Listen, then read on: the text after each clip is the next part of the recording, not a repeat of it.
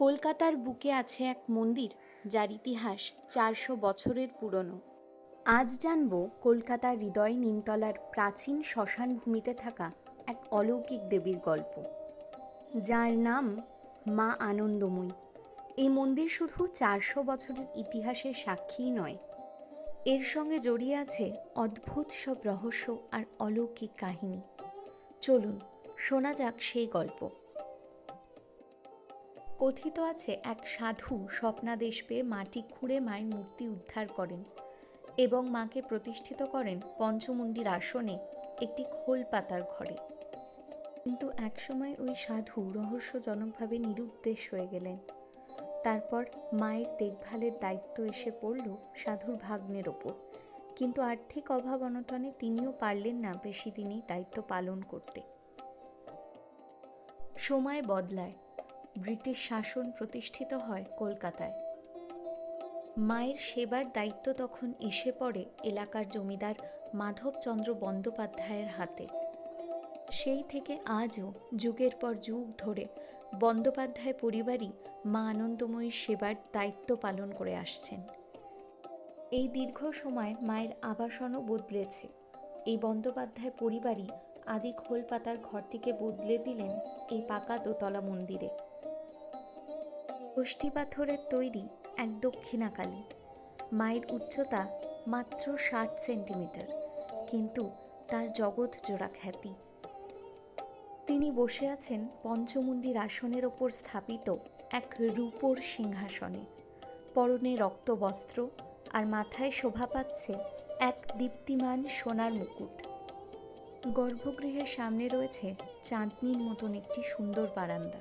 এই মন্দিরের মাটি স্পর্শ করেছিলেন বাংলা সাহিত্যের অন্যতম স্তম্ভ মহাকবি ঈশ্বরচন্দ্র গুপ্ত। 1864 সালে এই নিমতলা শ্মশানেই তার শেষকৃত্য সম্পন্ন হয়েছিল। কথিত আছে এরপর থেকেই শ্মশানকালী আনন্দময়ী নামে পূজিত হতে শুরু করেন। মৃত্যুর মাঝেই যিনি আনন্দের বার্তা বহন করেন তিনিই হলেন মা আনন্দময়ী। নিত্য পুজোর পাশাপাশি প্রতি অমাবস্যায় এখানে বিশেষ পুজো হয়, আর কালী পুজো হয় মহা ধুমধাম করে, যেন এক মহা সমারোহের উৎসব। এই মন্দিরের সবচেয়ে মর্মস্পর্শী ও রোমাঞ্চকর অংশ হলো এর অলৌকিক কাহিনীগুলো। স্থানীয় সেবায়িত ভক্তদের মুখে ঘুরে বেড়ায় এক গল্প। মা আনন্দময়ী মৃতপ্রায় মানুষকেও জীবিত করতে পারতেন।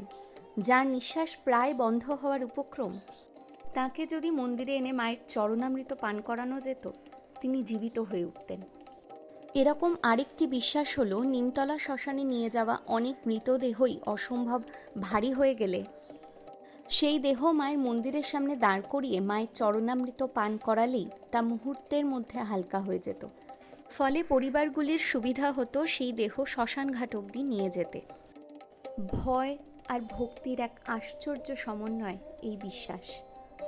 নিমতলার আনন্দময়ী মায়ের মন্দির শুধু একটি ধর্মস্থানই নয়, এটি একটি জীবন্ত ইতিহাস, সাহিত্যের পাতার এক অতি প্রাচীন অংশ, যা অলৌকিকতায় ভরা এক রহস্যের আধার।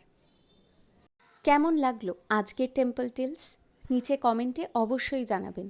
ভিডিওটা লাইক, শেয়ার ও সাবস্ক্রাইব করতে ভুলবেন না, কারণ পরের বার কলকাতার এমনই অজানা বা কম জানা রহস্যময় মন্দিরের গল্প নিয়ে আবার হাজির হব। ভালো থাকবেন। কিভাবে পৌঁছবেন এই মন্দিরে? নিমতলা ক্রিমেশন গ্রাউন্ড থেকেই মন্দিরটি মাত্র 3 মিনিট হাঁটা দূরত্বে। যদি মেট্রো করে আসতে চান তাহলে গিরিশ পার্ক বা শোভাবাজার উভয় মেট্রো স্টেশন থেকেই মন্দিরটি খুব কাছে। তাছাড়া মন্দিরের ঠিক পাশেই আছে নিমতলা থেকে মানিকতলার অটো স্ট্যান্ড। মন্দিরের এক্স্যাক্ট লোকেশনটা ডেসক্রিপশনে দেওয়া রইল।